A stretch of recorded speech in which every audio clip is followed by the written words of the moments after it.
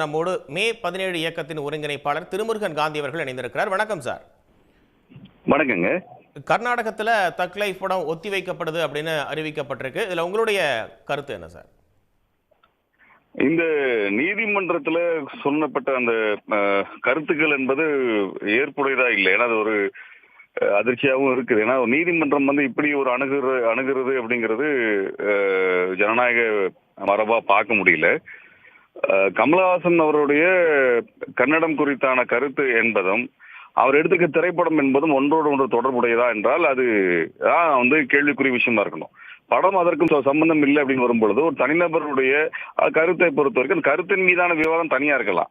அது ஒரு திரைப்படத்தின் மீது திணித்து அந்த அடிப்படையில தான் ஒரு நீதிமன்றமே தீர்ப்பு போட்டு அணுகுது அப்படின்றது நகைச்சுக்குரியதாக தான் நான் பாக்குறேன். அதுல இரண்டாவது நீங்க இது கன்னடம் சமஸ்கிருதத்துல இருந்து வந்ததா தமிழ்ல இருந்து வந்ததா அப்படின்னு ஒரு விவாதத்தை வைக்கலாம். அல்லது சமஸ்கிருதத்துல இருந்து சமஸ்கிருதம் தான் இந்திய மொழிகளின் தாய்மொழி என்று உள்துறை அமைச்சர் பேசின பொழுதெல்லாம் இந்த கன்னட அமைப்புகள் எதுவுமே கருத்து சொல்லாம இருந்தாங்க.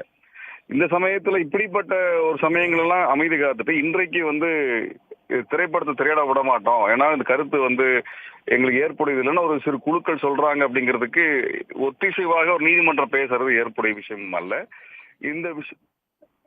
இந்த விஷயத்துக்கு மன்னிப்பு தெரிவிக்கணுங்கிற அவசியமும் தேவையும் கிடையாது.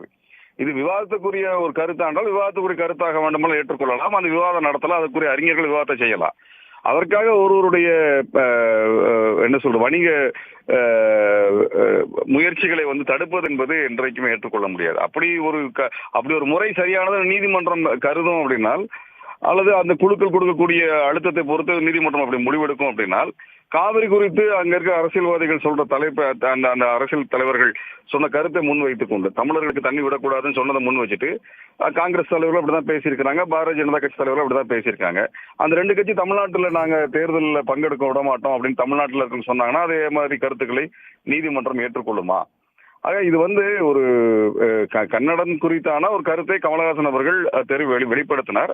அது அந்த அளவு முடிக்கும். நீதிமன்றம் இதை எடுத்து பேசுவது என்பதே ஏற்புடையது அல்ல. இரண்டாவது கன்னடம் சமஸ்கிருதத்திலிருந்து வந்தது என்று சொன்ன பொழுது அமைதி காத்தவர்கள் இன்றைக்கு தமிழிலிருந்து வந்ததுன்னு ஒன்னே எதிர்ப்பு தெரிவிக்கிறாங்க. இது அடிப்படையில கர்நாடகாவில் இருக்கக்கூடிய இந்தி எதிர்ப்பு மனநிலையை மாற்றி அது தமிழ் எதிர்ப்பு மனநிலையாக மாற்றிக் கொண்டிருக்கிறார்கள் என்பதுதான் இதனுடைய அடிப்படையான சிக்கலா நான் பாக்குறேன்.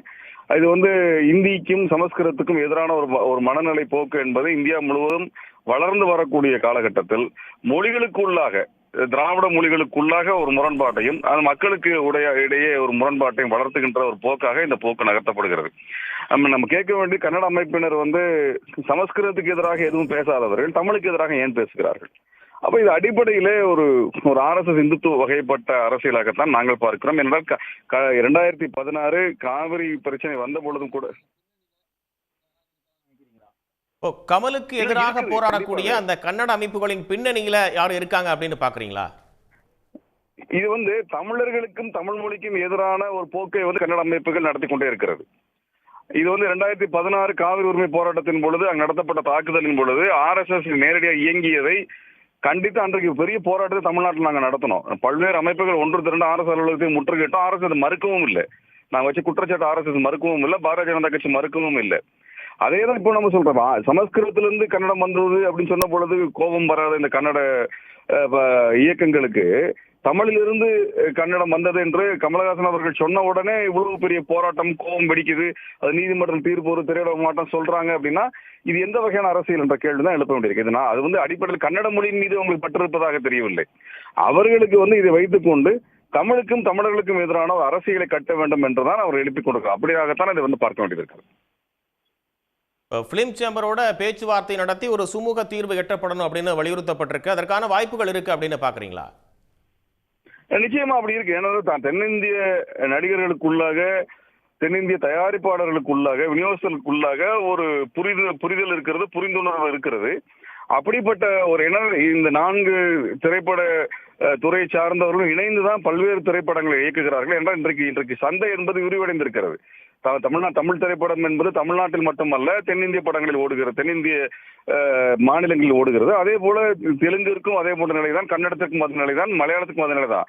இந்த 4 துறைகளும் ஒன்றோடு ஒன்று சார்ந்து இருந்து இயங்கினால் மட்டும்தான் பொருளாதார சுமையை தாங்கிக் கொள்ளக்கூடிய வலிமை அவர்களுக்கு கிடைக்கிறது என்கின்ற காரணத்தினால்தான் இந்த நடிகர்கள் பிற மொழிகளிலும் நடிக்கிறார்கள், பிற மொழி படங்களில் நடிக்கிறார்கள். ஆந்திராவில் வரக்கூடிய திரைப்படங்களோ, மலையாளத்தில் வரக்கூடிய திரைப்படங்களோ, தமிழ்நாட்டில் வரக்கூடிய திரைப்படங்களோ அல்லது கன்னடத்தில் வரக்கூடிய திரைப்படங்களிலோ அந்த மொழி பேசுகின்ற நடிகர்கள் மட்டுமல்ல, பிற மொழி நடிகர்களையும் இணைப்பதனுடைய நோக்கமே என்பது இந்த சந்தையை விரிவுபடுத்தி 4 மாநிலங்களுக்கும் பொதுவான திரைப்படங்களை எடுத்தால் மட்டும்தான் பொருளாதார ரீதியாக நிற்க முடியும் என்கின்ற நிலை இருக்கிறது. இவர்கள் பொருளாதார அடிப்படையில் இந்த ஒற்றுமையை காப்பார்கள் என்றுதான் நான் நம்புகின்றேன். நன்றி சார். இணைந்து உங்களுடைய மேலான பார்வைகளை முன்வைத்தமைக்காக நன்றி. மிக்க நன்றி.